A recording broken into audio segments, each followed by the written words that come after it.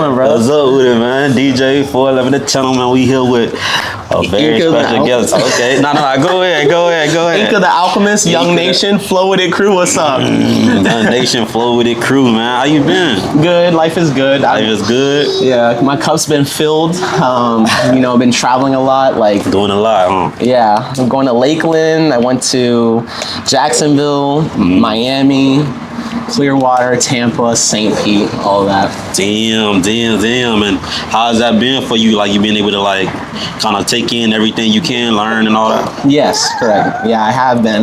Just talking to a lot of people and getting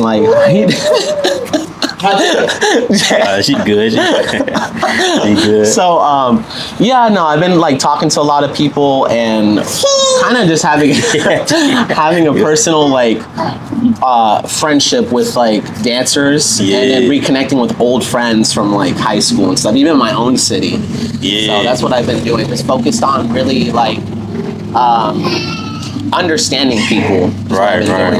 So let's take it back. Cause you say your own city. Let's take it back to your city. Like where you from exactly? Where you was born and raised? Okay, I was born in. Hold on. I was born in. We thugging today. I was born in Coral Springs, Florida. Okay. And so Broward. I was born in Broward, and then when I was about 5 years old, or 5 or 6, 2005, I think it was, I moved to Fort Myers, Florida. Okay. Yeah. Where I jumped between Lehigh and then moved to Fort Myers, Florida. Yeah. And then I lived there for, I think, another 5 years, and then I moved to Cape Coral, and I lived there for the last 14 years now. Damn. 12 years. I'm not this off. That's what's up, though. That's what's up. And Fort Myers, I'm assuming that's where you met Young Nation dancers, right? Yeah, Fort Myers is where I met Young Nation. So the first people I met was Yang, and then Switch, which is Shady's brother. Yeah, so how that came about was one day I was in French class. It was my fourth period class, and I was messing around like I usually do. I went on the computer and I started playing Mac Miller, and my teacher came in and got upset. And then shortly after he told me to sit down. Yeah. And I don't know, then I was just sitting there, we were learning French, and my friend Ryan was like, yo, I saw some dancers at Centennial Park. This park I never even heard. I heard of it, but I went there. It's just I didn't know it was called Centennial. Right. So, and he's like, yeah, I saw some dancers. And usually when I hear that, I think, dubstep dancers or some corny ass dancers, you know what I mean? And I was like, whatever, And then my friend, he pulled up his phone and showed me a battle of Yang, I think at, on his Instagram, and I think he was at Circuits or something. Okay. Was he at Circuit? No, hold up. It was some event. I don't remember what event it was. Oh my gosh. But I'm gonna say Circuits. And then what happened was I saw that and I was like, oh shit, this guy's a real deal. Yeah. So I basically went to Centennial Park. I DM'd him and I said, when you guys going to Centennial Park again? And they said that on Wednesdays. I think it was on a Wednesday. Okay. And then we met up, and I saw him and Yang, Switch and Yang there. And it was awkward at first because it's just me, and I didn't have a speaker, I think, at the time. I didn't have a speaker, and thank God they brought theirs, but I was just I don't know, it's just so random because they never seen my Instagram or anything like that, I don't think, because I just I messaged them from my friend's phone, Yeah, okay. So then I just met up with them there, I think it was, and then we started getting down. And was that your first introduction to dance? No. Okay. What was your introduction to dance? First time was 2006. Tarek. Oh, yeah, shout out to bro. Yeah, my brother. That's your brother? Yeah, that's my brother. What? Yeah, we don't tell anyone because we like that reaction specifically so people get surprised. Yeah. So my brother, he started crumping or trying to crump in 2006. He was 16 years old. And here I am, a 6-year-old. I walked in my brother trying to dance, and he was like, "Don't tell anyone, please." Right? Damn, he didn't want me to tell my mom. This is getting serious. So he didn't want me to tell my mom or anything. And then what happened was he was trying to learn crump because he saw tie-dyes. So he was inspired by that. And then I think shortly after, 2 years have gone by, I think we went to, when was Movement Lifestyle Tour Orlando? That was 2000 and 11 or 12. Okay, so I take that back. So what happened is, after that, I think he saw Jardy Santiago's videos, and he started going into house like 2007, 2008. I could be wrong. Okay. And then what happened was, I like saw tutting for the first time. America's Best Dance Crew. That's the first time for me when I was like, damn, this is fire. I saw Jabberwockies and all that. Yeah. And then my brother, I think he saw a video of like Pac-Man Should Be, like a choreography. Right. And I saw Pac-Man and his tutting, and then I saw Moonzang, Mike's song, and Hawk. And that is when my dance journey, like I'm gonna say my dance journey officially started with tutting in 2008. So I'm 8 years old, I started tutting. My brother taught me this move. Ooh. And I just kept spamming it like for a whole like month or two, I think. Damn. And then I was just like, so what do you do after this? I don't know what I'm supposed to do. Yeah. Little 8-year-old just practicing this shit over and over again. And my brother was like, oh, just like now you gotta like explore or see where to go with it. And that is when things started kicking off. Like 2009, I started like actually making combos. My first one was this one right here, and that was it. That was my own combo. And then after that, I had to figure out like what to do from here, and that was the hardest thing for me in the world. I was like, what do I do? Damn. Yeah. Wow, that's crazy. I kind of started off with tutting too, like after the jerking movement, and once I like, actually started getting into the dancing scene and all styles and all that stuff, like learning about different stuff. I started with touching too, so that's crazy that happened like that. As far as though, was you in Young Nations before you was in Flow With It? You was in Flow With It before Young Nations? No, I was in Young Nations before Flow With It. Okay. Yeah. Okay. Yeah. Okay, so that was your first crew? Yeah, it was my first crew. No, I take that back. Hell no. Soul Eater's crew was my first crew. You was gonna forget about your people. No. So Soul Eaters, fuck, man. Oh my gosh. So what happened was, I know you know Busy. Yeah, shout out. Okay, Busy, Minari Magic, Bianca, and all them. They had Soul Eaters crew, and they had like tryouts and everything. Now, I'm be honest, like I didn't want to join in the beginning. I really didn't want to join. And this is like in 2014. My God. No, was it? No. I'm an idiot. I'm sorry. I'm an idiot. I'm so stupid. No, this is 2019, 2020. Yeah. Wow. I don't know. My time is off. So, yeah, my timeline's off. So 2020 was when I was already dancing with them for like a year now. Like a year or two. And then so going into it, we were in Cape Coral, like dancing at this dance studio. Yeah. And basically they were just telling me like, Busy was like, yo, you need to join the crew and this and that. Yeah, get locked in. Yeah. And I was just like, man, I don't know if I want to join a crew. I just didn't want to join it, you know? Yeah. And I didn't want to join any crew in that moment, you know?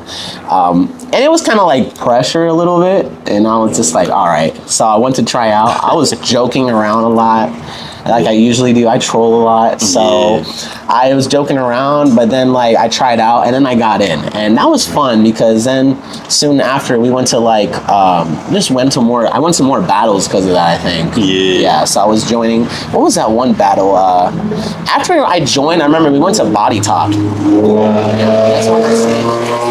And that's when I seen like Jade Soul and like Robozilla and all of them like go. Robo I've been watching for a minute, but I'm saying is like that's when I've seen like some crazy popping battles and all that like shit happen. But the first time I ever been like introduced to like the culture like that, like really getting it is 2012. Okay, 2012. That's when I started officially was like, I want to join the battling scene. Like I want to get into battling. Damn. Yeah. That's crazy. And like, I know you said you was seeing the people that you were seeing. Is it anybody that you kind of like was your favorites or you looked up to or was inspired by in the dancing scene at that time? Everyone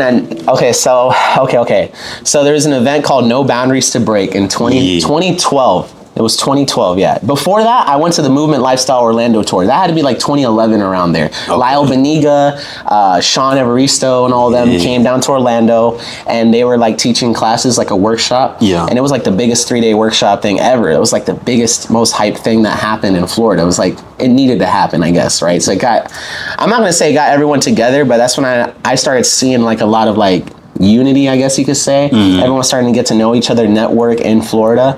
And then like shortly after, No Boundaries happened, I was already dancing. So around that time, I was learning under my brother a bit, like house and b-boying. Okay. And I still was tutting, but I was really good at tutting already at that time, like 2011, 2012. Yeah. And then after like the Movement Lifestyle Tour and after No Boundaries to Break, my inspirations were Green Tech, because he was at No Boundaries to Break. Yeah. He was there. That was the first time I ever seen him or heard of him. When he came down to Miami, it was in Miami, I think it was, or Fort Lauderdale. Sorry, it was in Fort Lauderdale, I think. Okay. Yeah. So him, I saw Dante Housing in the Cyphers, Sweet Face. Yeah. I saw Rad Chad, right? Damn. I saw, there's some people in there that like maybe, like Demarion Sauce, I saw him popping the Cyphers. He was inspiring Babyface, Turbo, Jig Style. I still remember them all. Jig Style, Energy. Also, I liked watching Energy, even though like he was still like, I don't know. Looking back, I saw his battles and like against my gosh, it was against Iota, and I was like it was like looking back, I was like meh, you know, like now looking back. But when I first saw it as a kid, I thought it was crazy. Yeah. I thought everyone was sick. Yeah. And I remember seeing him in the Cyphers. He was killing it too. So it was like, I really enjoyed watching all of them. They were all my inspirations growing up. Yeah. And then that's when I was like, I want to like get into the battling shit. Get into the battle. Yeah, that's what's up. Yeah. And what was your first style that you kind of like gravitated to more so? I know you was tutting, so. Tutting was the first one, right? Yeah, so we're going to popping, but. Popping was my first one, yeah. Because there was a popper named Mark Wynn. Okay. Who lived in Cape Coral. I lived in Cape Coral at the time, and so he taught me, like, he was teaching at this studio called Maranatha with my brother, and they had a crew. They had like a 3-man group called Vivre, I think it was. So it was my brother Tarek, Mark, and a b-boy named Brian Orjalo is his name. Damn. Yeah. And so they got together and they would like do choreos together and all that, and then they would teach classes there. And after they teach choreo, they would have an open session for like an hour in the studio. And so I would come there and I would watch everyone, you know, do their thing. And so me, I loved like locking. I liked house. I liked popping. Yeah. And I never really got into hip hop yet, into my hip hop bag, until like 2014. Okay. 2014 was when I started seeing hip hop and I was trying it out.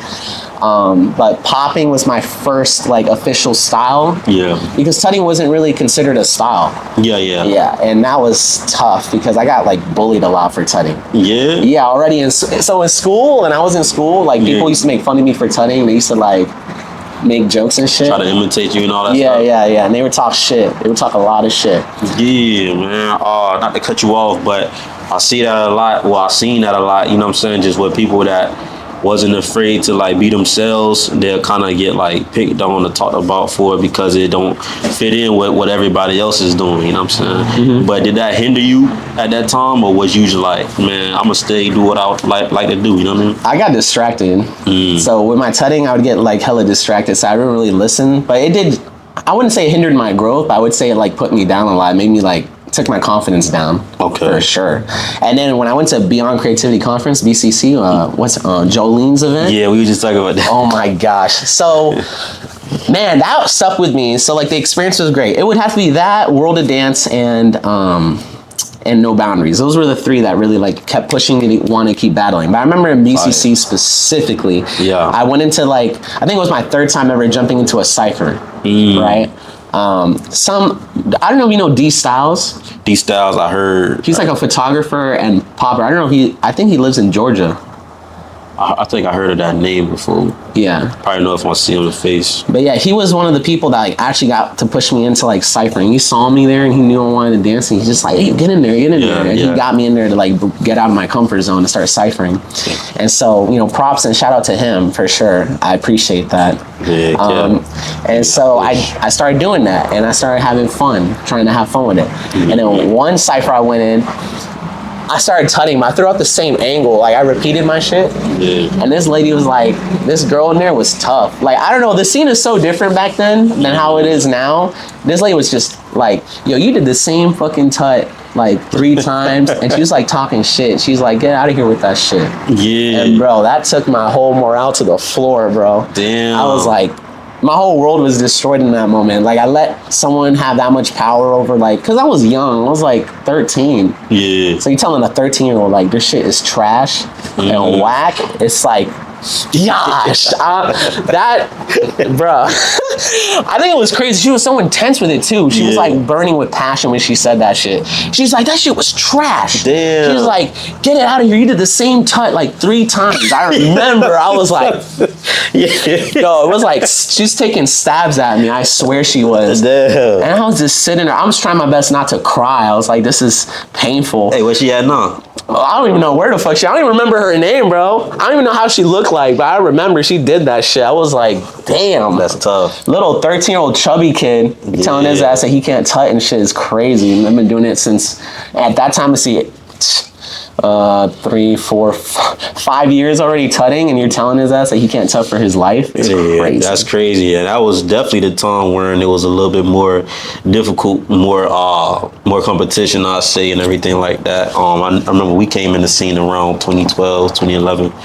But yeah, it is definitely different now. You know what I mean? Yeah. It's way more smoother now, huh? Oh yeah, it is. So when I hear a lot of like the old, I'm not gonna say they're old heads, but like obviously when I'm thinking of like X or like 30-year-old, like around 28, 29, they talk about how it was back then. Not even like 25-year-olds, whatever. Yeah. Like, and they've been in the game for like 14 years or 12 years. I'm just like, you know, I was there too. I was there with you guys. Like I got the same treatment, you know what I mean? That's and people crazy. forget that. I was there when I was like 12. So then when I remind people, like I remember I reminded Nimbus, he's like, damn, you were small. Like it hits them that I was like a jit when I was coming into this. And so I'm just like, I got the same treatment. Like I know how it was back then because I was in it. I was just not like, I was just a nobody, you know what I mean? So I was just like a little kid, but I was still trying to put myself out there and trying to do my thing. So that's BCC No Boundaries, and then you have World of Dance in Orlando. And that's when I seen, like, that was when Blueprint battled Jigstyle. I seen, what else? I seen, who won that time? I think Jigs won that. I think Jigs won that whole event. I remember that though too. I think I went to the one, it was 2013, the one I went to. 13. Yeah. I think it was that. I saw Robozilla wearing the whole green beanie, green jacket, green pants. Yeah. I swear, and I thought he was nasty too at that time. Yeah, if he was there, I was probably the guy probably roll with him. Yeah. And so I met you, I think I officially got to know you like 2017. Oh yeah? Yeah, around there. And then the secondhand smoke happened. And I don't know if you remember that. Yeah, you was in the, okay. Yeah, it was a 7 to smoke. They called it secondhand smoke for whatever. Well, that was an event that I think Desi threw. Yeah, Desi and Liz. Yeah, Desi and Liz just threw that. Synergy itself. Yeah, and shout out to them. Nah, that was a good event. Yeah. They should do it again. Would you do it again? Yeah, I would do it again. I mean, it's funny because yesterday I was playing Fortnite with Nimbus and Mona Lee was playing. And so... Oh, yeah, that was the judge. Yeah, she was the judge. And we were talking about that a bit. And that was interesting. But yeah, Floridian's crew definitely is another one of my biggest inspirations too growing up. I was already watching them on YouTube around that time too, 2013. Yeah. Oh man. And then like my biggest one inspiration is Sam. I think if people heard me talk, like if I talk to people, they kind of already know that. Like, Sam's one of my biggest inspirations. What about Sam that really gets you? His approach. His approach and the way he thinks. And I remember at BCC, like the way he came in as Sam Uri. I thought it was so genius, Sam Uri, because he had the conical hat. Yeah. And so he pulled up with that. They were all doing their commandos and sets. They went up against iFlow. That was crazy. Oh, nah, I remember that. Yeah. Yes. That was crazy. That was crazy. And that was such a huge thing. I never even seen a crew battle like that before. Yeah. And I don't think I've ever seen one after that. A crew battle like that. Like I haven't seen it since that. Now that you think about it, me too. Me too, because a lot of times these crew battles, like, we'll still do, like, all right, you go, when this person go, like, one by one, you know what I'm saying? Then a little bit commandos, a little bit sets, and all that stuff. Nah, for sure. Yeah, just 2v2 battles. 2v2 sets and commandos, but you never see, like, a whole, like, little squad choreo or something going. Yeah, especially Outflow too. Like they had it down packed and they was breaking and going crazy. I'm saying like crazy. So and those videos are still out too. So I be watching them from time to time. I go back and watch. I like to watch the old videos in the scene, like from just different people that was in the scene. I just like to watch the old videos. Sometimes they don't even post like new videos these days. You know what I mean? No, they don't. It'd be unfortunate. But you mentioned about how you been here. So with that being said, do you feel like, hey, I'm up here with y'all, like at this point, y'all can't little bro me no more. You know? Oh, little bro. I don't even think about that, honestly. As far as like dance wise, like I'm not a rookie. You know what I'm saying? Oh shit. I think I'm a rookie still. That's why I teamed up with That's why I teamed up with Nimbus for the 2v2 at US. I was gonna talk about that in the 2v2. Oh my and y'all God. made it to the finals too for that. Yeah, we did, but technically I'm a rookie. I'm technically a rookie. I only made it to top 8 like once in my life. Oh, okay, so yeah, it did have a criteria, Twice, as it actually. should. You know what I'm saying? Yeah, twice. So I'm like, okay, I'm technically still a rookie. So let me team up with Nimbus. Nimbus is like, he's obviously a pro. Yeah. So I'm just like, okay, let's do this. And then we went up against Sauce and X, and I'm just like, I don't know, because they got more. I think Sauce. Well, has Sauce made it? Sauce made it past prelims multiple times and made it like far. Oh yeah, you get busy. Yeah, so I'm just like, okay, I don't know, but it's straight though, because I mean they're nasty. I mean I get it. I mean rookie, like the dichotomy between rookie and pro, it's like it's too much gray area. Yeah. I don't really know, but do I feel like a little bro still? No. Okay. But I also see how people treat me. I feel like people treat me like that, you know? Okay. Do that get to you, or do it just be like you kind of embrace it, though? I'll be real. It gets, no, how to say, when you say it gets to me, do you mean like, does it bother me and stuff like that? Or? Yeah, like. No, I just embrace it. I don't really like let it bother me, but I do also have people's best interests in mind. Like I always wonder what I can do to be better. Okay. And so of course I'm gonna take everything people say with more than just a grain of salt. I'm gonna like try to like be my best. You know? Damn. So do that like kind of like tear you down sometimes too, because if it's constructive criticism. Yeah, so constructive criticism, I love it. So I don't know if you know, but I always have my journal with me. So I'm always taking down what they're saying and studying that. Oh, that's real. That's good. So I always do that. And does it bother me? No, not at all, because they're actually doing me a service by giving me that context. Okay. But what does bother me is me. Like the fact that I don't make it past something, I feel like it's because of me. You know what I mean? So I get mad at myself. I don't get mad at others. I get mad at me. You know what I mean? Let me interrupt. A lot of people don't get that. Actually, like sometimes like they'll see like me, for example, because I'm the best person to kind of speak on, you know what I mean? Because I'm me. And so sometimes I get upset when I don't make it past, if I don't, you know what I'm saying? But it's just strictly because I know my potential, I know what I can do. It's not that I disagree with the judges, you know what I'm saying? And so I feel you on that. It's sometimes it's not always, oh, it's everybody else's fault. Nah, I knew I should have did better within that time frame that I had to do what I had to do, you know what I'm saying? So I respect that, you know what I mean? Mm-hmm. Yeah. But now though, as far as you embracing, or not embracing, I don't want to say embracing, but you saying that you a rookie. Yeah. A lot of people wouldn't say that. They wouldn't have like the balls to kind of like take on that title. Yeah. That comes from a place of realness. Yeah, humility, I guess. I would have to assume that. I mean, yeah, I don't know. It's just I like to be logical and real with myself, and I just keep track of where I stand, you know, because I have my moments where I've came up and then I've dropped down. Like the consistency is not there. But now I know why. I mean, ever since thesis, like it's been this like wake up call. Yeah. And not just that though, too. It's just the last 2 years I was going through a lot. Like mentally, and then like I started figuring more and more out just by remaining steadfast and like disciplined. So like trying to, because I do a lot of processing, you know, and that's all it was these last 2 years is me processing a lot.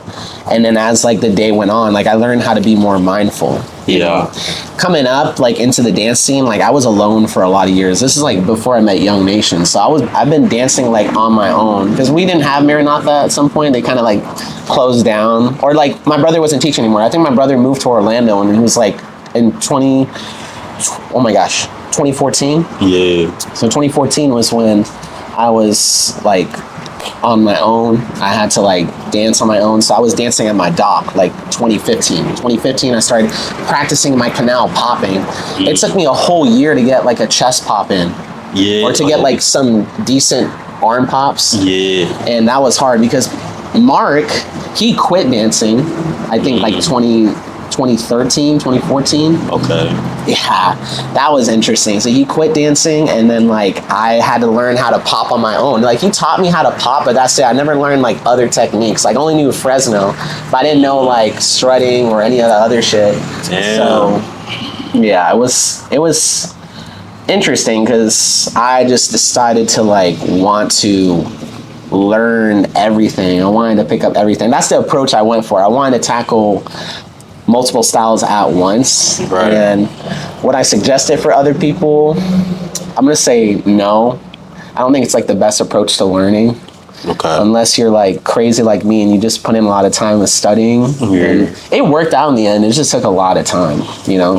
Because everything is so mediocre when you first start. You're just like, you're not really putting a lot of like good quality of movement in there. Yeah. And so what I would do is just watch a lot of YouTube videos, take notes, and then whenever I went to an event, just like listen to people talk. Yeah. Yeah. That's what's up. Now I'm gonna kind of derail for a second. Yeah. So the battle you did versus Kid Nimbus, right? Yeah. That Damn. round was fire. Cause you know I try to do my research, Oh, nice. the education. You know what I'm saying? Okay. That round was fire. I was just watching that round, and what was that place? It was at top 16. It was in Chicago. That was a top 16. Yeah, top 16 round. I guess. Fire. Yeah. What, man? I'm talking about the whole water skiing Oh yeah, yeah. Okay. mixed with the Kendrick Lamar and the, you know what I'm saying, with the remix that they had playing. That was top notch, and the crowd should have went wild for that. I just want to say that. You know I what mean? appreciate it. Thank you. Real talk, you know what I'm saying? But yeah, though. But it be stuff like that that kind of like made me think, because that was 2 years ago, right? 2, 3. That was literally 2 years ago. Okay. 2 years ago officially in April. So for you to put up that type of round against a Kid Nimbus and still consider yourself a rookie, do you kind of feel like you know you're not a rookie, but at the same time you got to take your lick because you ain't past a certain level?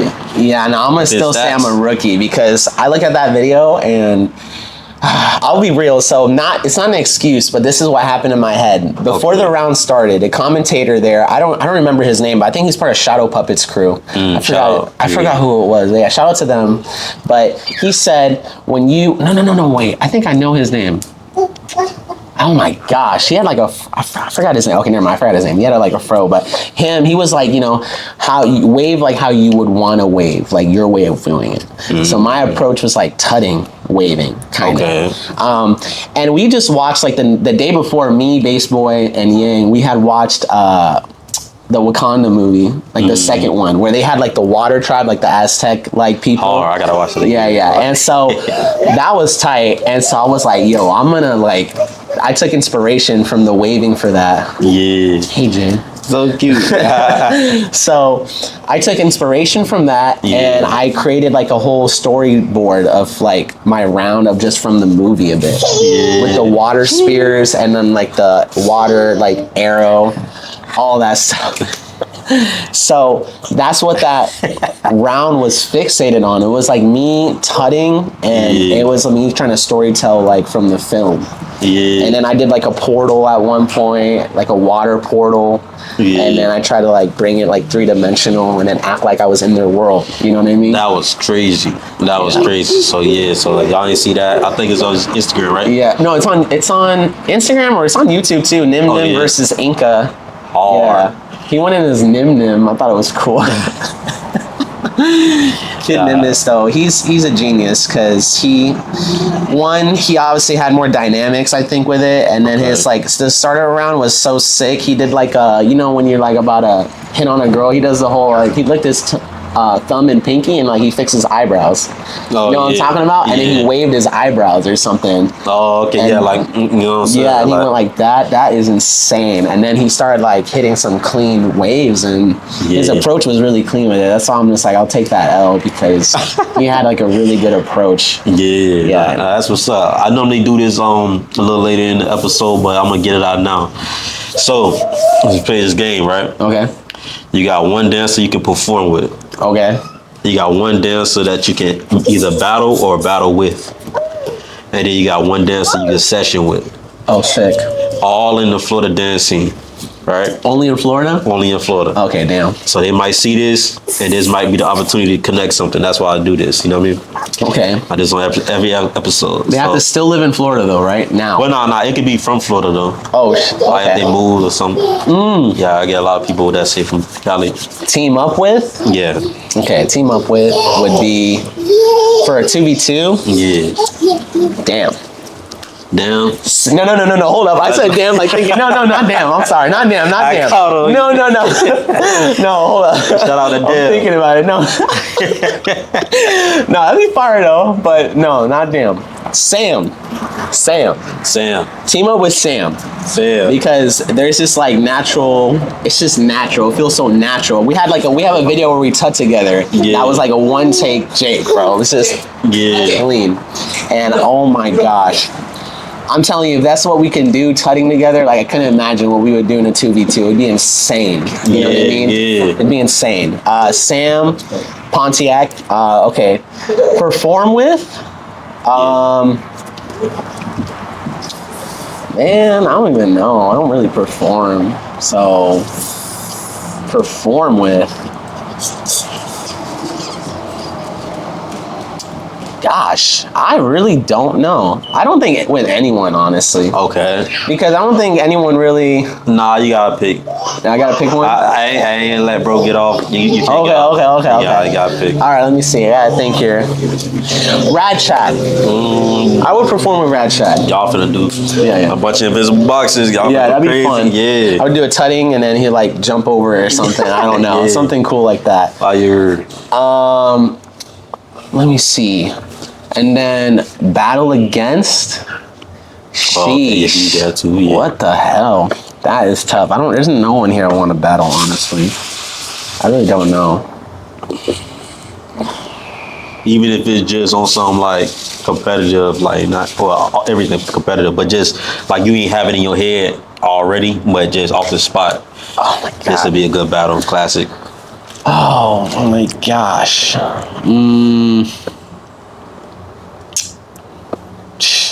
Give me a second. I'm sorry. Take your time. Battle against. Oh my gosh. Yes. Oh my gosh. He's a house dancer. Yeah. And he's a house dancer. And oh my gosh, what is his name? I think he's bald. Wait, hold up. What's his name? He from Florida. He's from Florida. Yes, he's from Florida. Oh my gosh. No. He's a house dancer. I'm just trying to remember his damn name. He's like, and I haven't seen him in the scene in a bit.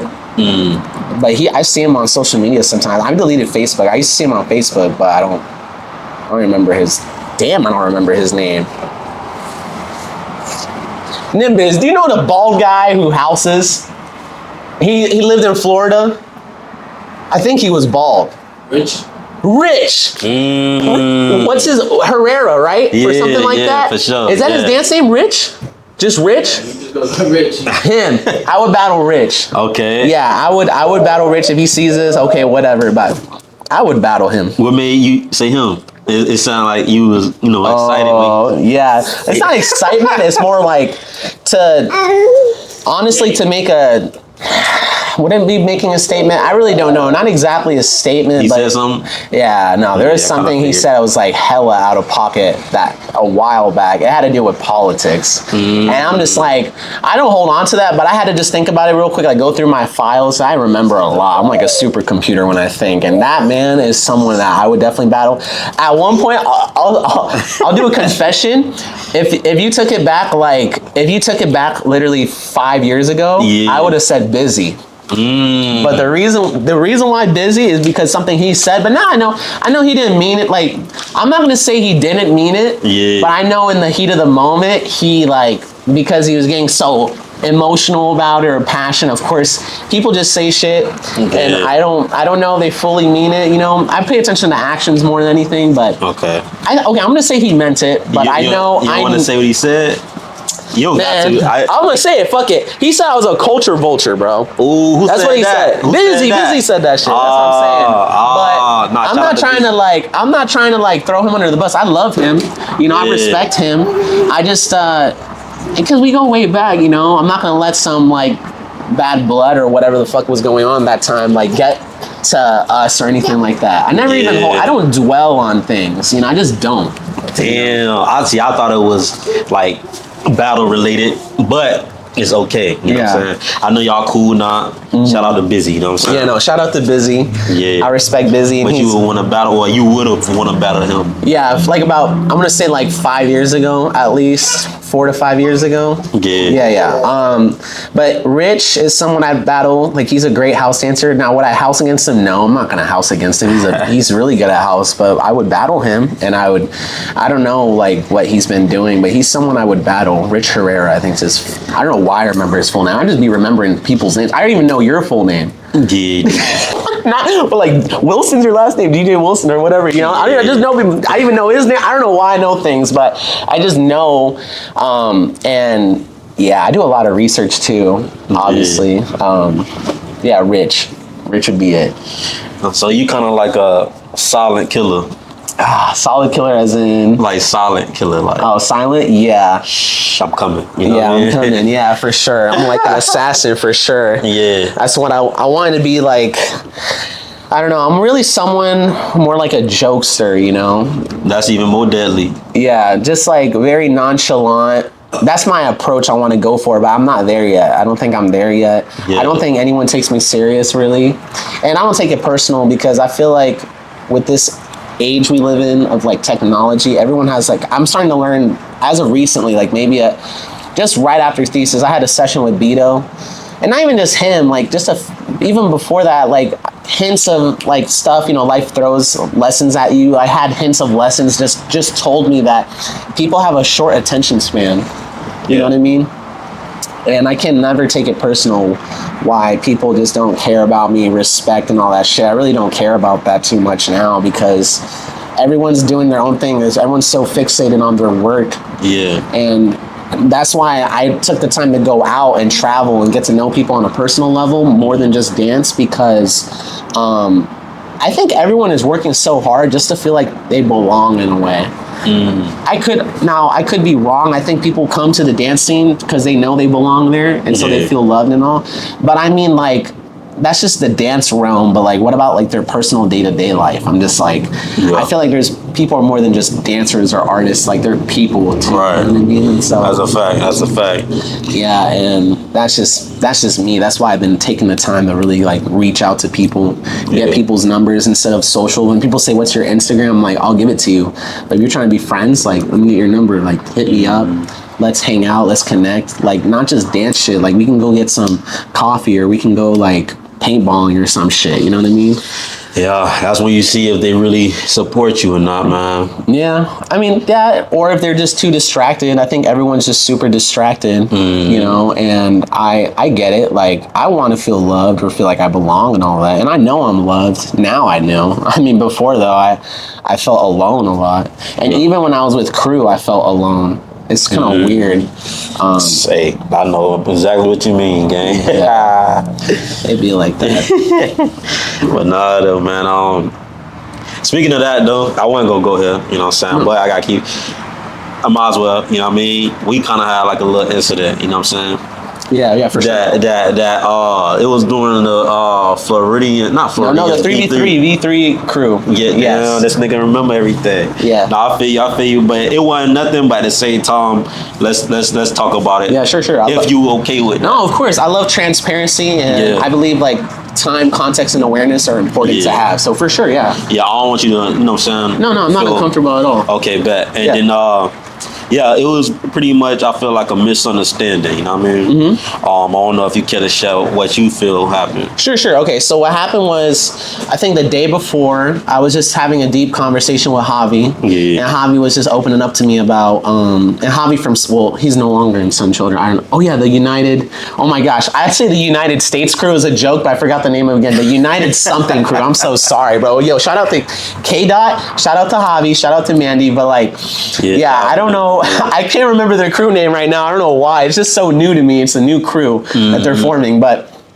Javi, he was opening up to me, you know, like I said, you know how I've been trying to reach out to people personally, but at that time I wasn't doing that. It's just so happened that I was teaming up with Javi, and I really like Javi. I think Javi's awesome. Yeah. Javi's a great dancer. I always looked up to him. He's part of Electric Samurais. His crew is fire, you know, and so like I was like, I'm a fan of him, you know. I was a big fan, and he's a friend now. He's someone I can call a friend, and so it's deeper than rap. Yeah, of course. And so that time we were having a conversation, an exchange, and he was just telling me everything going in his life and how he felt like, you know, there's some people that just don't fuck with him anymore, or like people he used to be friends with, and that's something I noticed in his life he struggled with, was just like people he connects with. Not to go too deep into that, because I think that's his business and not my place to talk about. That's real. But I think, like, I'm not sure if you came up in conversation that night or it came up in convo like the next day, I think, when we were just hanging out. Okay.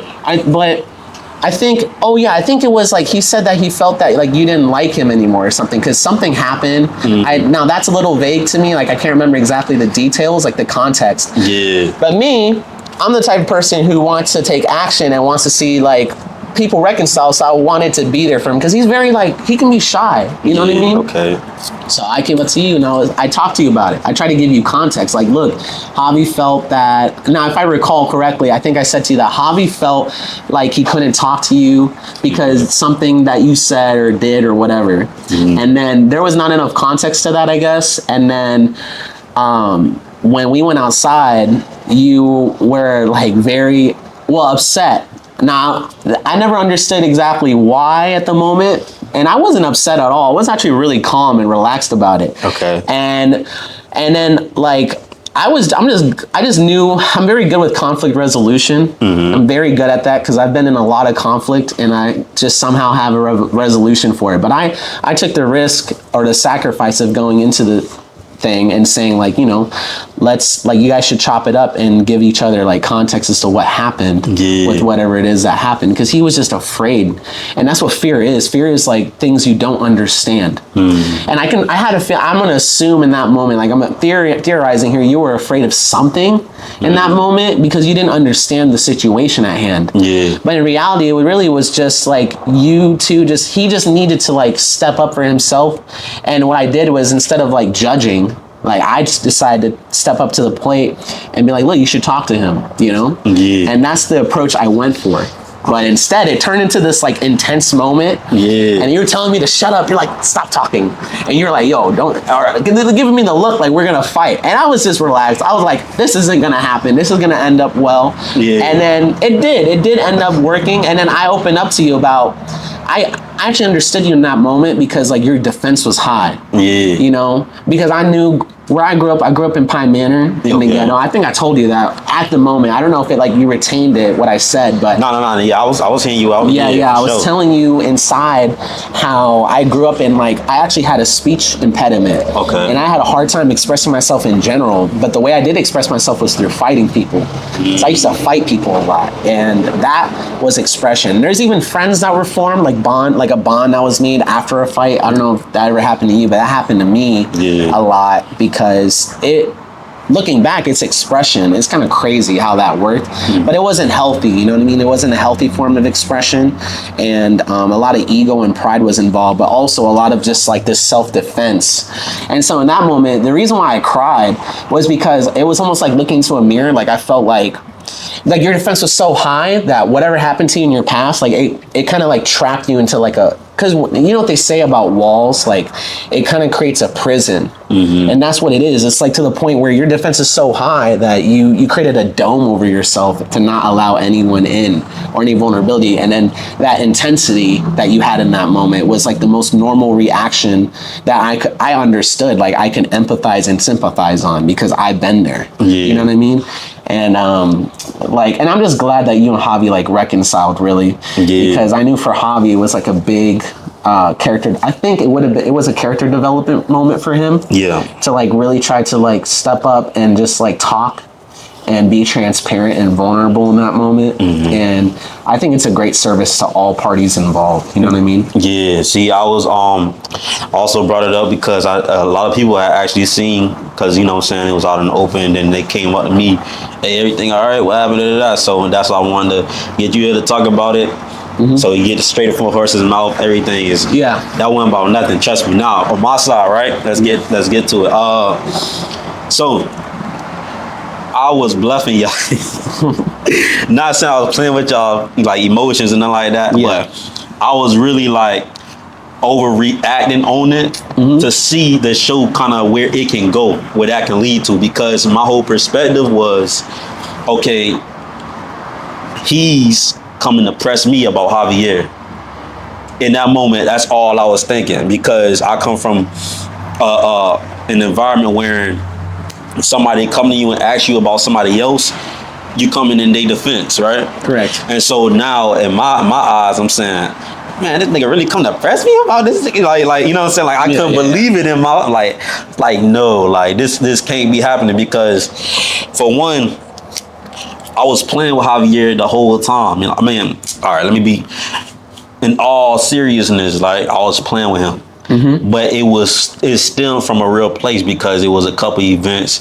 Like, I try to like get his attention, see, like, but he just act like he mean somewhat. From my perspective, I see it seemed like he was doing that, like, didn't want to come shake my hand and nothing like that. But it was all out of love, because I knew he was dealing with a lot of stuff. So it's like, all right, but if he hit me up, I'm gonna let him know, nah, you been kind of acting like, look, you know what I'm saying, I'm off you like that, right? You know what I mean? But then I kind of play, like how you say, troll, like I kind of play a lot too, you feel me? And like, so a lot of people don't really ain't really able to hang out with me, because they can't take who I am as a person outside of dance. Like, you know what I mean? Like, a lot of people, we only relate with dance, you know what I mean? But speed it up though. So with Javi, I didn't know he took it as serious as he did, right? Yeah. And y'all was talking, and so when you came up to me, like I said, I don't know if it was just like the energy that you came with, because I seen the sincerity, but at the same time, it was more so in my mind, it felt like on some, you got to make this right. Like, you did it. Like, it was kind of like a fast pace of things. Yeah. And then you was also like kind of talking with your hands and stuff. Like, everything is, you got to pay. Remember I told you, everything you got to pay attention to when you're dealing with two men and you're dealing with something that it's a disagreement on. You got to make sure that all parties in agreement of, okay, we gonna keep the same respect.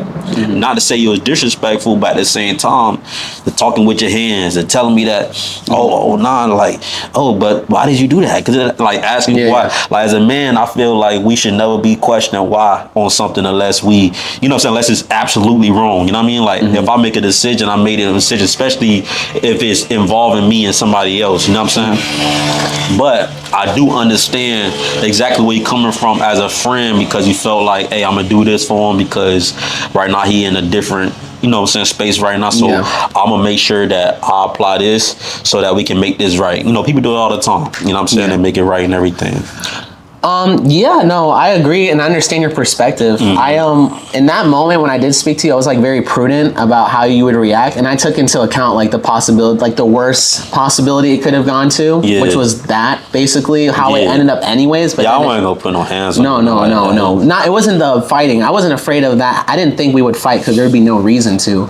But it was more so less like you having a negative reaction towards it, and I was just like, I was paying attention to your body language and everything. I'm very observant. You know what I mean? About everything. And so I took into account how you would feel about it. But yeah, I had a feeling too, the way I would go about it, I go about asking questions, not with judgment, but with sincere, like trying to understand, you know, and that's what happened.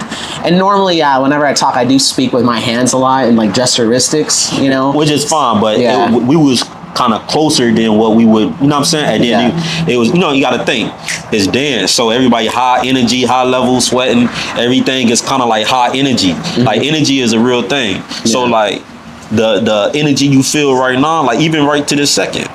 It's kind of like everybody zoomed in, everybody kind of tuned in, everybody like thinking, okay, that was a serious moment. We on a serious pace. Now, when somebody make a joke and we start laughing, and now the energy is switched. You know what I'm saying? Yeah. You walk in the room and somebody will just argue, you can feel it. You feel what I'm saying? So it's like, even with the dance, everybody dancing, everybody having fun, music, all kinds of stuff. You see people running, you see people having fun, laughing, giggling. So it's high energy. But then when you get somebody that kind of like, they own a certain high level, but at the same time they're not as happy. And then you come to somebody else that also battle depression and kind of like try to get him to make something right. And then you know what I'm saying, you just see how things I took into account the surroundings, and that's why I pulled you aside from outside the room where all the music was, like to this. I don't know if you remember the structure of the building, but like it was on the side, like outside in the hallway. It was a lot more quiet. And then I took you to the side so we could speak on it one-on-one about it. And then after that, you said, all right, take me to Javi. And I said, all right. So I took you to Javi, and I was like, word, this is going to happen. So I knew that, like, however you're going to handle it, I knew you guys were going to have discourse regardless of, like, whether the energy was high or low. Because I knew at the end result would have been more positive. It was like a safe theory to have. And I'm glad it happened the way it did. And I remember when you asked me, like, so wait, you're gonna let him talk down on you? I think you told, I told Javi that, like, you know, you asked me if Javi's not man enough to, like, come up to you and say it. I'm like, I was like, yeah, he's not man enough to come up to you and say it because he's intimidated. He's intimidated by you. He's afraid of you. And I made it clear, like, I was being transparent as possible, like, no holding back, omittance, none of that. I don't want to cut you off. No, you're good. But all right. Let's use different words. Don't say. I know, but don't say he afraid of me. No. Because as a man, you don't like to. No, I'm not trying to degrade. Not me, but him. No, I'm not trying to degrade Javi. Like Javi is like, I believe Javi's stoic. I believe Javi is like very calm, and he's very like he's strong in character. Like he has a lot of foundation to stand on, right? Okay. And especially he's a follower of Christ, so I believe he's someone who has a lot of foundation to stand on. Yeah. So that shows he has a lot of character. He's not a pushover. Right, I'm not saying he's a pushover, but what I am trying to say is that in just that moment, he just was not he was being a pushover in that moment, but basically it's just that was like a pretty big obstacle for him. Okay. And he just needed some accommodation. He needed some help to really get to you because he just doesn't know how the result would end up. But for me, from how I listened to everything, I was paying attention to everything, the details, and kind of knowing a bit of how you are, like how you hold yourself in that moment. I was like, okay, maybe I think this can work out. And it did. Yeah. It did work out. It's something I think about everything whenever I look at any situation. Even when I dance, it like reflects. I'm an alchemist. Like it's in the name. It's like how I look at everything. I memorize everything. That's how I see things in life. And I think it was beautiful for me because it was just like you both being transparent, honest, vulnerable. And then at the end, like there was no like confusion. Yeah. Now Javi was like all to do that with like. Now that's tough because it takes like time. Yeah. It takes a lot of like self-assurance, awareness, and then mindfulness too to try to like get to that point. You know, it's a lot of energy on his end mentally to do that. And I understand why that's hard. You know, so that moment right there was like me trying to like. Hopefully that's something like that set an example for him, like how he wants to move on with like friendships with people. Tackling issues as soon as possible. Because me, I'm not gonna hold on to some bullshit or play games with people because that's just a huge disservice to both parties involved. You know what I mean? Yeah, that's a fact. Yeah. But like throughout all that, the learning experience for all of us was like you said, it was like a done deal. You know what I mean? Like it was a good thing that happened at the end of the day because it opened you up to me. And I was able to hear your story, and like you said, you shed tears and all that stuff, but I knew it wasn't on no like, you know, underwhelming type of thing. I knew it was just you was opening it up to me, and I respect you for that, and that built a rapport with us. You know what I'm saying? Yeah. And so, but yeah, though, don't want to just harbor on that too long. But let's get back to your story though, man. The Alchemist. How you even end up with that name? Okay, so first, it's a lot of things that go into that. Okay. That's the crazy part. The build up is I don't know, it's insane. But basically, oh man, where do we start? So Lego was my dance name before INCA. Okay. Yeah, I started as Lego, the Angle Alchemist. The reason why was because I was a great tutter, and I was doing popping. My popping was getting better around that time, like 2017, 2018, right? And then my father actually gave me the name Lego. We were just eating lunch or dinner, me, my brother, my mom, my dad, and he was like, you should call yourself Lego, because we were talking about Jigsaw, and Jigsaw was like a jigsaw puzzle. Yeah. And he's like, hey, you should name yourself Lego. And I was like, oh, perfect idea. And so yeah, it was dope. And then I call myself the Angle Alchemist because alchemists, what they do is they turn silver into gold, or like they transmute elements. So it's like chemicals that you use to make something better, right? But alchemy is not real, Everyone should know that it's not real. It's fake, of course, like fantasy, pseudoscience.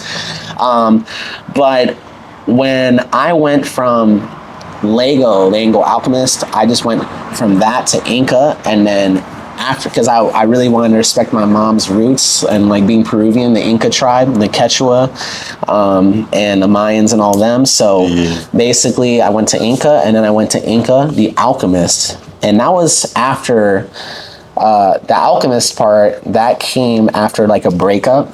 Because I think it was when officially like my mind opened up. And then in Chicago, when I was with Baseball and Yang, you're like absorbing the atmosphere outside.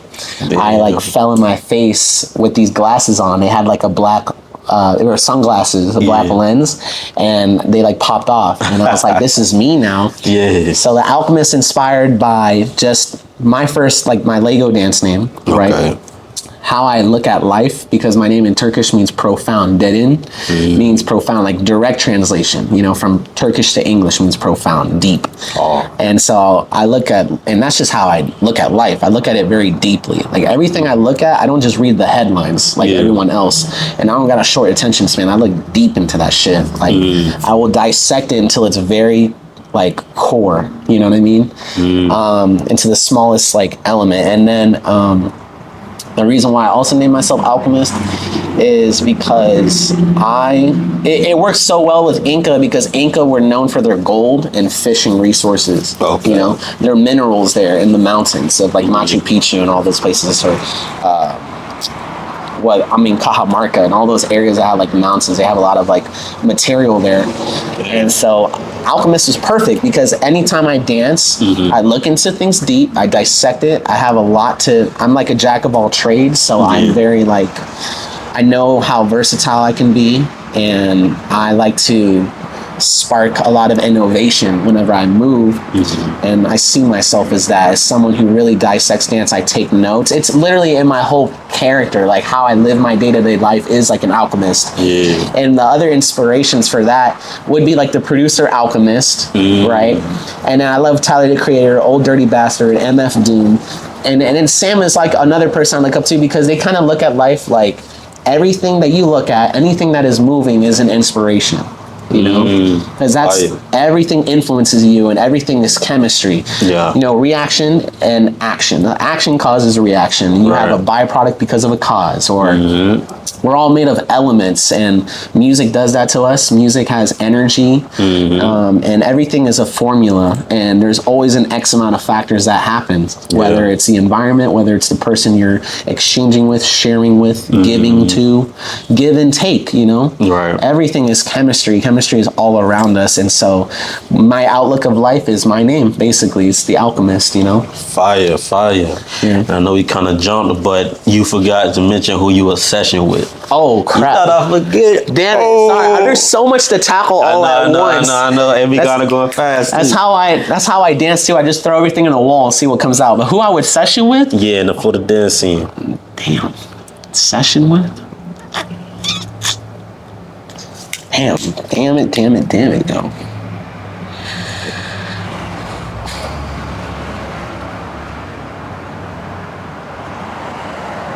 Give me a second. I think.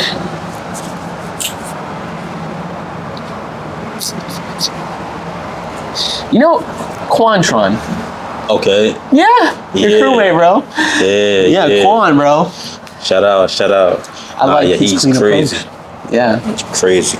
Genius. You know what I mean? That's good. And then another thing we forgot too, because you mentioned it a couple of times, thesis. Like, recap thesis real quick. How was it for you? I'm not gonna lie, I was so pissed at myself and so sad. And I'm gonna say overall it was great, and I learned a lot. I learned a lot about myself. My personal life will reflect my dance life. You know, how I live my day-to-day personal life is how I will live my day-to-day life as a dancer. So I was struggling a lot with just like, I wanted to feel understood, and my prelim round sucked. I didn't like my prelim round. I hated it, and that like ruined it. I had fun at the skating rink. The pre-party was lit. I didn't show up to the performances because I was on a date, so I showed up late. But I got to see at least her. I got to see Horace like crump against Rex, so that was fire. That was fire. At least I showed up for that, and that was amazing. And then like. So the battles happened, right, the day after that, and I did great in the ciphers. I just always make this mistake, I think, about just never coming physically prepared. Like, whether it's like my ankle's weird or my quads are tight so I can't go low level. But thank God I learned that if I do a lunge stretch, like it helps with that. That it goes away. But that moment, what happened was I was in a rush to go back into my prelims because I just went to get food because I was starving. I had like Vile coming up. I was like, damn it. Like, why does this have to happen to me now? And then here I go into my prelim. I got a good song and everything. And in my head, I was just trying to still absorb the atmosphere and absorb the music. And I really couldn't do that efficiently. So I got in my head and I just didn't do a good prelim, and I know I could have done better, right? But I just came late. Like, tardiness is what caused me to like start thinking about everything and get in my head. I also lacked confidence, and I just like, I don't know, it was terrible. And I don't know, a lot of the, like in that moment, I just felt like I was still struggling with like understanding why everyone is just, I just know this for a fact. When I was alone for like 3 months, 4 months, I felt like I was irrelevant. I still feel like I'm pretty irrelevant sometimes, you know what I mean? Because I'm not really like, I don't think anyone really thinks about me like that, you know what I mean? I don't explain it. Like, and so I think about that, and I was just like, I know no one fucks with my movement. I was just telling myself that, like, no one fucks with my shit. No one really, like, cares to even... Because when I was alone in my sanctification, I'm going to say that. It was isolation a moment, but when I was, like, sanctifying myself, I stayed off social media for, like, 4 months, and I felt like I had to because it would have, like, messed me up to be on my phone in that time. So I took the time to really, like, learn how to be alone, you know? And then what that taught me was to, like, how distracted the world is by social media. And how like everyone just doesn't really like, no one learns to appreciate what is around them in that moment. Everyone's too fixated on the process or the result. And that is why after my whole like isolation or sanctification phase, whatever you want to call it, I took it upon myself to go out and drive everywhere and build deep connections with dancers. Like I said, more than just dance. More than just, And like, I literally like asking people like, you know, what do you have for breakfast? Or like, do you like oat milk or some shit, you know? And thesis was just like, thesis was my, kind of my testament to like, did everything I do count? Like, did it matter? And when I lost, like, I had to like reflect again, you know, like not making it past prelims, I had to reflect on myself. And thankfully I had friends that came up that helped me and talked to me and made me understand that, like, and even Sam, I spoke to Sam too, he even said he didn't feel understood, you know? So then I learned that I have to detach from like the ego and really accept, if I really love myself, I have to accept the fact that not everyone's gonna understand me, and that maybe I should understand myself first, because everything in the world starts with you. You know what I mean? And yeah, I mean, overall, it was a great experience. I had a lot of fun in the ciphers. And then the workshops were great too. I had a good time there. And Beyblades. Beyblades was fun. I brought Beyblades to the battle.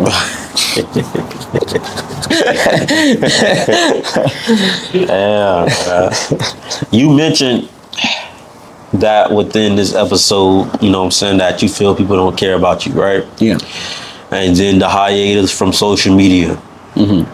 That all stems from your personal life, right? Or do it stems from dance? Stems from, I'm gonna say both personal life and dance. Okay. Because, well, I can just tell like the lack of respect is there.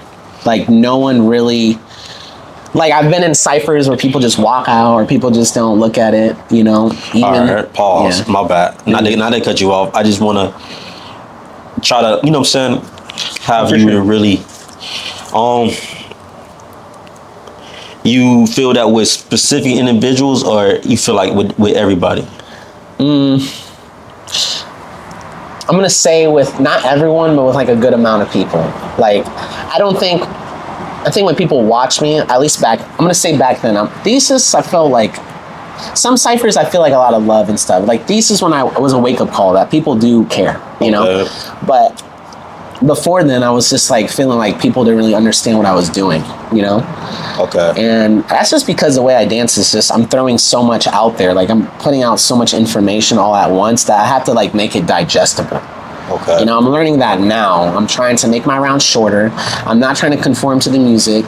These are like new things I've been working on lately to make my dance more competent. And that's the funny thing. This year I asked God, like before the New Year's, right? Yeah. I was with my Vietnamese friends, they're all pianists and stuff, and I was just praying and I was saying, God, like I had to think about what value do I want to learn and adopt now, right? Because last year I asked God to teach me, 2 years ago technically, like on the New Year's Eve, whatever, I was asking him, teach me mindfulness. And so I went through all the events I went through in my life to then finally in the end, all the puzzle pieces fell into place and I learned mindfulness. But now this year I'm trying to learn competence, how to be more efficient with everything. Yeah. And so far I see the puzzle pieces forming in place for my dance first. But now what I want to do is like take the puzzle pieces I have to practice them. I'm practicing this so that now that they fall into my dance, I can flip them and make it fall into my life, my personal life. Yeah. You know, it's like a puzzle piece board, like it all falls into place, you know? Right. So whatever I take in my dance, I'm gonna start trying to apply to my personal life. Right. Because, yeah, I sacrifice a lot on these trips, I'm not gonna lie. I feel you. Yeah. And the reason why I bring it up, because I'm somebody that take mental health serious. You know what I'm saying? I'm somebody that takes up how a person feels serious. So I refuse to have you on this platform, on this camera, around me, and then not get something out of it. You know what I'm saying? For sure. Whether it's mentally, you know what I'm saying, something like that. I can't speak on your personal life. I can't speak on your dance. And it speaks for itself by you making the finals. It speaks for itself by you placing and having a crazy round with Kid and Missing. I'm mentioning this because this is what we mentioned on the camera right here. Yeah. And it's plenty more though, obviously.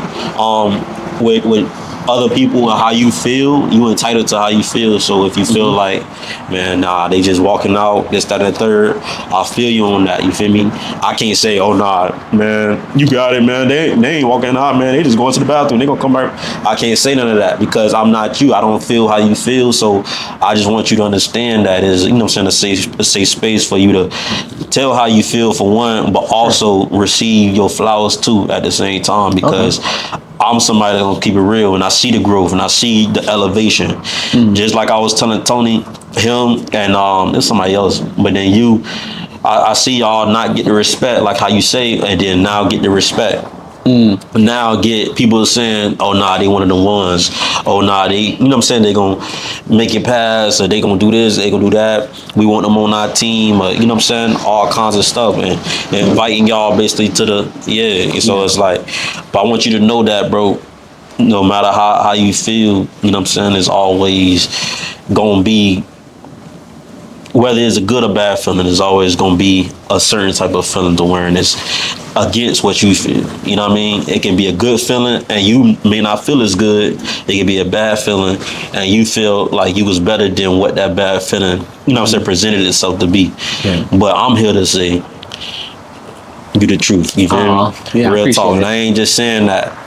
I seen that round, but not even just that round. Like, I see every round you throw out, from the tutting to, you know, whatever you do, whatever you put out, you know what I'm saying? We want to make sure that you know you fire, bro. Straight up. Appreciate it. Thank you. Yeah, Kev. And that might go in way out other, but I at least want to. Not real talk. I know how that be. Yeah. I at least want to get that off my chest and say that because I want to be doing no episode with you if you want to fight. Real talk. Okay, I you know what I'm saying? Like it's real. Yeah. So nah though, but yeah, man. As far as what's to come up for you, bro? Like what's coming up? Military. Okay. That is coming up for me. The military is going to be one thing that I'm trying to just do right now because I've went the route I chose to go. The reason why I want to join is simply because I want to. Well, it's crazy. So like going into it, I'm learning how to I gotta learn how to be secretive or whatever. Well, not learn. I'm gonna obviously by default be like that because it's like a spy job basically. That. But I'm gonna use the skills they teach me to then capitalize on training myself to learn other languages and do other stuff, and then be able to connect with more people and understand them. Okay. Just like how in a way I got to understand you more, and. For instance, there was that context like being passed between you and Javi, like having that kind of like end result. I want to be able to like do that between Florida dance, like our dance scene, and tell the world like this is what it is, and like this is what you should know. And everything I'm doing is like planned for a big result, you know, and. I mean, that's been it. As far as dancing goes, just trying to be more competent, trying to be more efficient. Because so Beto, I think do you know who he is? Yeah. Yeah, Beto from Chicago. We had a deep conversation one night at USF. Like, this was a day after thesis, I think, right? After the whole thing. Yeah. It was on a Sunday, about like 2 weeks ago, I think, right? Yeah, about a week or two ago. 2 weeks ago.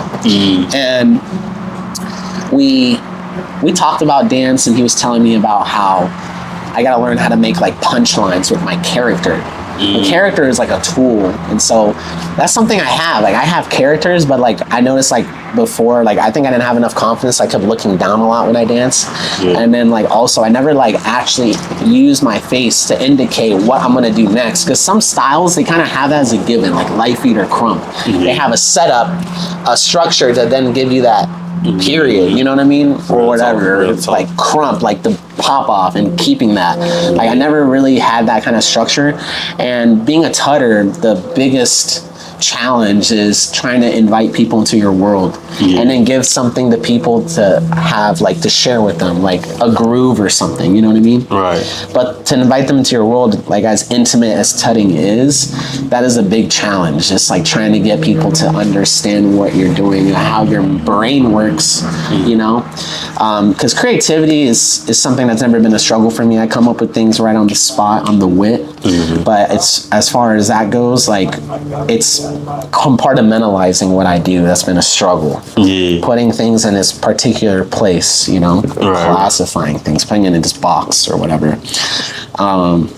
But yeah, that's the move right now. It's just keep dancing, understand people while I'm still here, and then join the military, and then keep dancing while I'm in the military, and then traveling and representing Florida, basically. And just giving people that energy, like they understand like what Florida is like. I'm just like the sample, and then if they come here, they're gonna understand what it's really like, you know? Yeah, that's real. That's real. That's what's up, man. That's what's up. We definitely, you know what I'm saying, want to salute you for even making that decision. You know what I'm saying, that choice to go to the military. Appreciate it. Yeah, man. We gonna miss you. And where can they find you at? Like all your stuff. I know you back on social. Oh yeah. Right? Okay. So INCA Boy, INCA changed my Instagram handle back to that. I used to go by Alchemist for a while because that's what I felt like I cut myself down to, just being the alchemist. But now it's INCA the Alchemist. So INCA Boy is my IG handle. You guys can find me on there. And then if you guys want to see archives of like how I had my old dance videos, I post like old labs and stuff in there still. That's Darren_Malo, DERIN_MALO. Yeah. So you guys can find me there. And yeah, I mean, my Instagram mostly is for people to just like look at how I create my work. Like it's a storyboard really. Okay. But I never posted for anything more than just me being able to review my work and see how I can be more efficient or better. Which is, I feel like that's the best way to do it, to be honest. My camera roll only has so much space. Yeah. Another man. So, that's pretty much it, man. like I said, man, we salute you for making that transition. Appreciate it. Yeah. And like I said, bro, you one of the ones in the dance community, bro. Yeah, I'm curious to see how that goes. I feel like, for some reason, I feel like, I don't know, like here for me, I just don't think, I don't know, if I figure it out, like like how I dance and stuff, like putting it together, I think it's gonna happen while I'm in the military or something like that. You know? Because I've been training hard, like dancing, my body, like my physical health. I went through so many phases in my life, from being fat to then being skinny to then being fat again and then putting muscle and not being fat anymore. I know exactly what you mean. Gosh, like so many times I keep transforming. Yeah. And then like now I feel like I'm at the best I've ever been so far. And that's because of all the hard work and man, I'm gonna say inspiration too. But I had to end the conversations with people. They really helped a lot. Like I still remember like on my birthday like 2 years ago when my whole crew smoked me because they give you birthday rounds. Yeah. That was when I was like, yo, I better get my hip hop up now. I was like, hell no, I'm not letting that happen again. You know? Real talk, nah, man. That's what's up, man. It's DJ. My boy INCA, man. Y'all, man, tap in, like, come subscribe, man. Really watch this video if you made it this far. We appreciate it, you know what I'm saying? But yeah, that's pretty much it, man. 411 the channel. You know what I mean? Yeah.